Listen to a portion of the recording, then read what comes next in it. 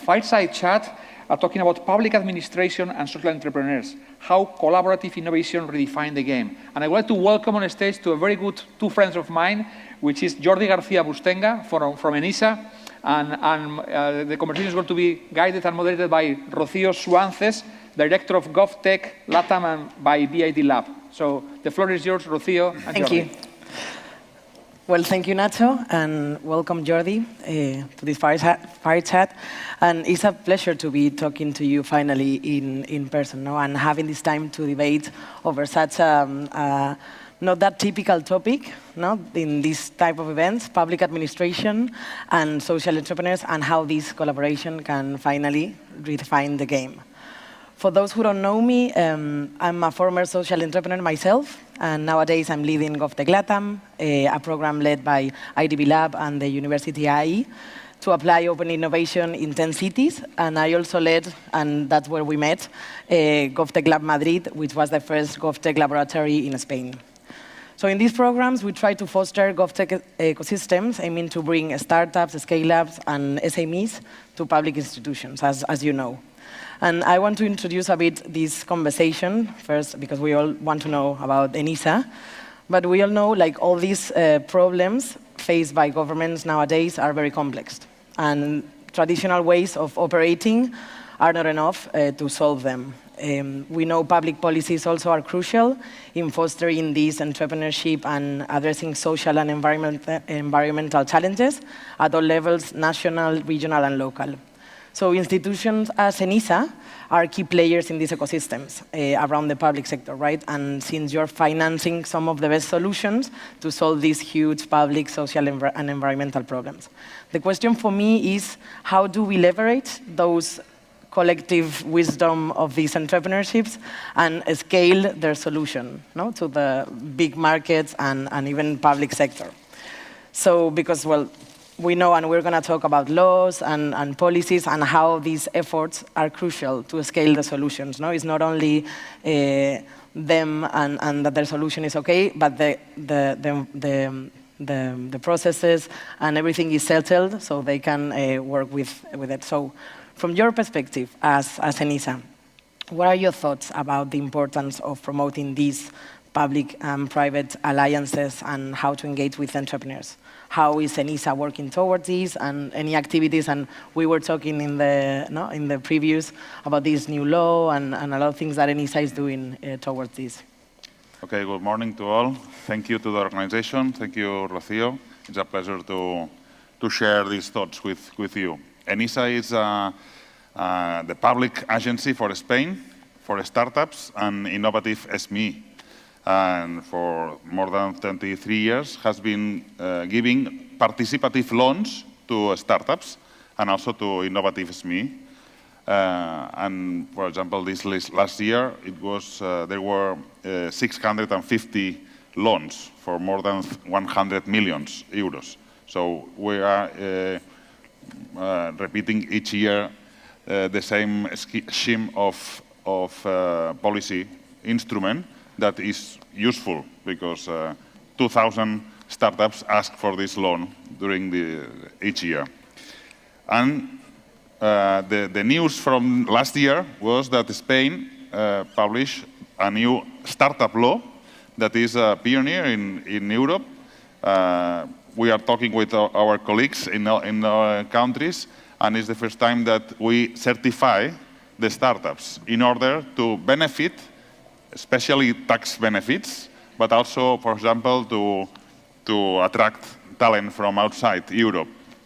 So I'm now the officer, the director for this new law, and well, we are proud to contribute to this ecosystem.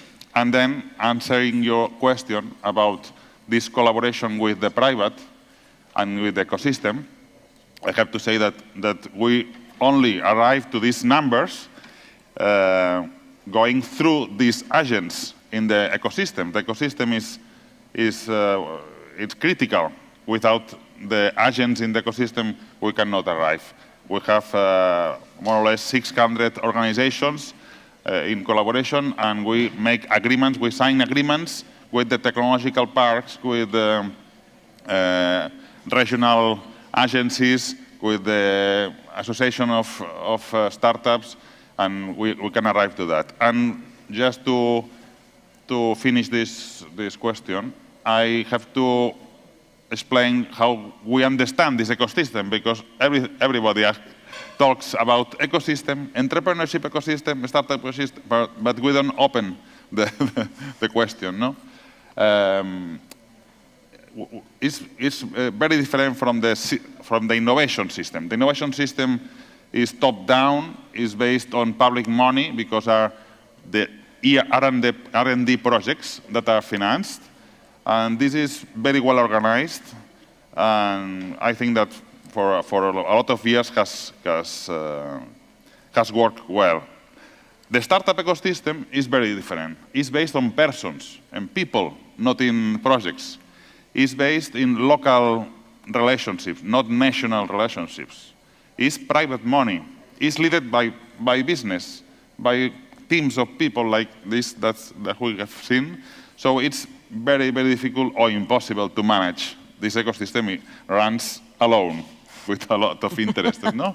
So we have to understand and to balance or to help, for example, national networks of parks to share their knowledge, to share the rounds, the capital rounds. So just to put some light on that, we have identified 36 kinds of agents working in the ecosystems, 36 different. So we are now arriving to each of them because we know them for a lot of years, and we try to increase the quality and the network of them. And those agents, I mean, because maybe we have here around some agents that might not be connected with ENISA. So what do they have to do if they want to connect with you?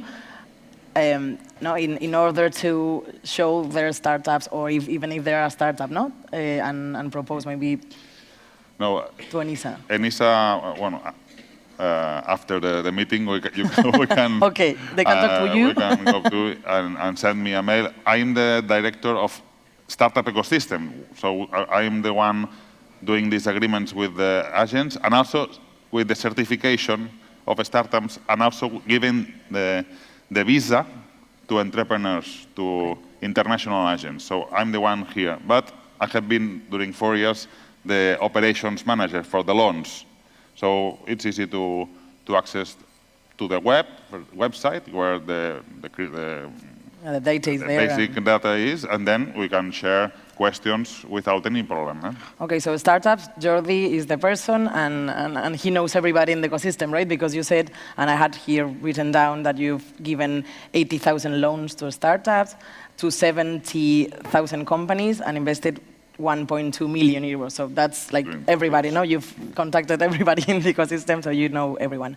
And you're such a connected player. So how do you think social entrepreneurs or social initiatives reinforce the Spanish position on the global scene as a new stakeholder solving common human challenges? Because startups are startups, but social startups are other kind of animal.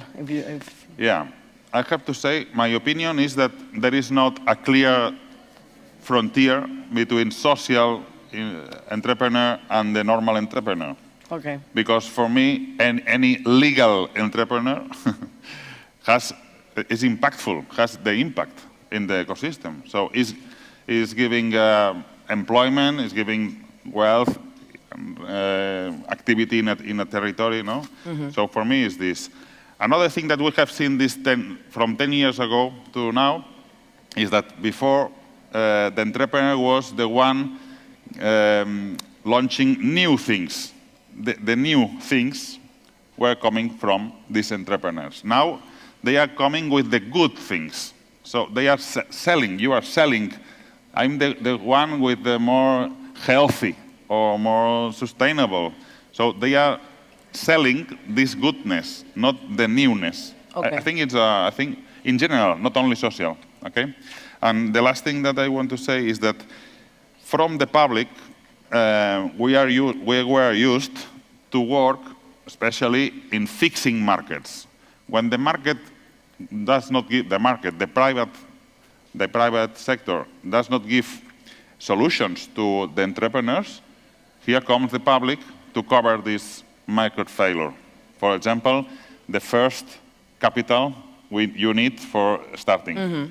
The banks don't give you the capital funds, and then the public sector gives you the first loan. For example, ENISA. This is our function. No? But apart from that, the new thing that has come with all this social entrepreneurship policy is that we also put direction. Not ENISA, but the government, the politic arena, decide from all the benefits lines that an entrepreneur can see, from the public, from the society, we say, these ones, not these ones. There's the greener, the better, the best ones for the majority, for example. So we decide directions. And this is a function that the public sector has to do as a representative of everybody. So not only market failure and then let the private and the society decide. No, decide and say, this is what the country says that we're going to go to transform. We are transforming the way of life through you. So let's decide between everybody that is this the direction. Yeah, as I was saying, how to leverage all this collective social knowledge and bring it to the public sector and as a strategic, to the public servants or whatever. And my last question goes on that side. ENISA is such an important, as you said, public initiative, and you are financing specific verticals or type of startups. And that's, as you said, is a signal to the market. No? It's like, hey, this is important, so all the private sector might follow you because you're sending that signal. So you have to be very cautious, with what you finance and where do you put the eye and the money on. No, because since you have that responsibility of sending that signal, so what kind of solutions are you currently supporting and financing, and what are the key sectors that you are financing, and do you have a social or sustainability vertical? What is your investment thesis, if you want to say? Okay, I have to say that we are balancing two things. One thing is that I have said, and you also say, is that we want direction. So we want some kind of sectors or new activities that are greener, more sustainable, better for all. But at the same time, we depend on the SME policy of the Ministry of Industry. So we have to give loans to each to any entrepreneur or startup that is okay with the parameters and requirements that we have in the website, no? Okay. So we have a generic policy of financing and certifying startups. All the sectors except the ones that are not regulated. Okay. Or not, for example, crypto coins or for example currency. Now we are waiting for the European regulation to accept this activity of, for example, cannabis without any homologation certification of health agency. No.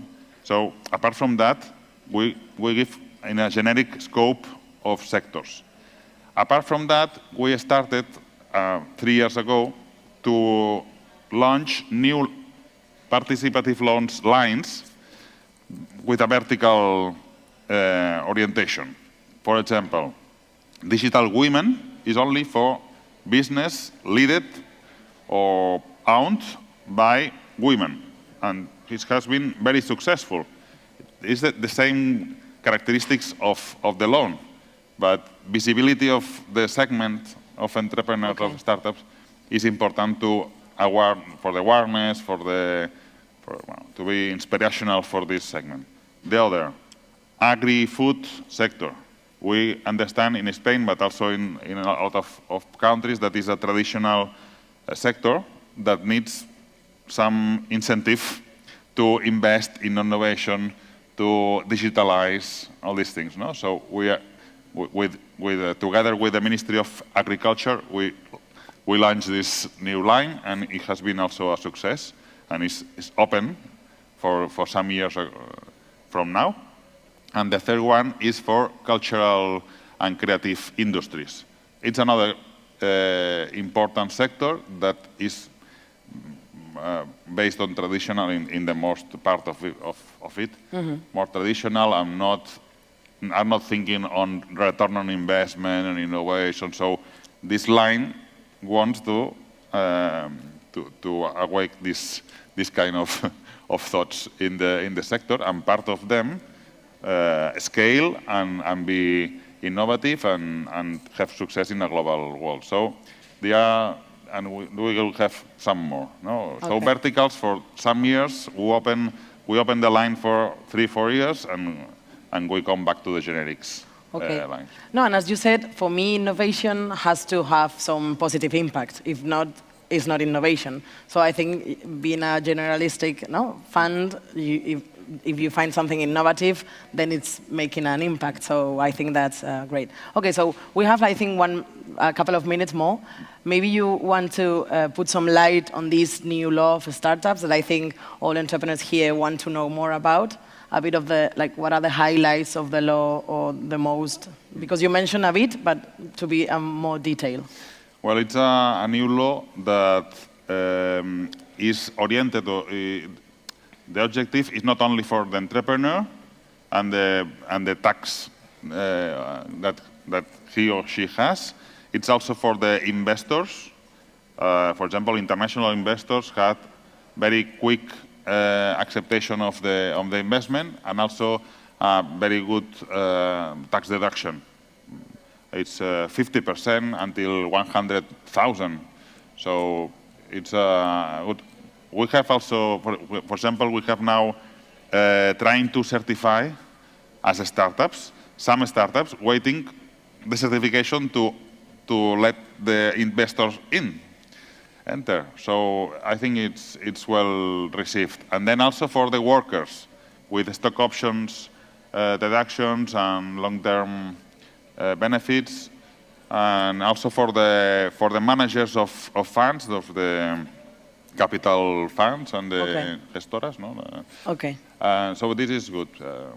The social aspect in the law is not very deep in the law. In the initial words of the law, it says that startups are here to solve the challenge of the world. So it's there. Okay. But there is not a concrete deeper article that say. Okay. But it's in place already, this law. Okay.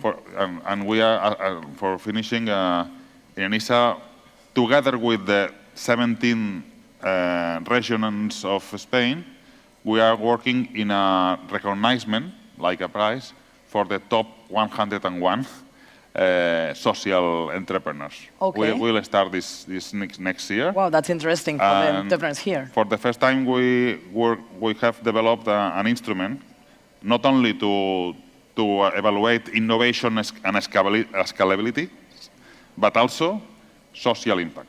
And it's objective. So we have to work together with the Spain NAP. Spain NAP, yes. With the Spanish social investors organization. Okay. So and try to map those initiatives. Yeah. So we not, in this case, not through the law, but we are working in this line. Okay. Well, thank you so much, Jordi. It was a pleasure to talk to you. Right. And well, let's keep trying to construct a more solid ecosystem around the startups in Spain. Thank you so much. Thank you.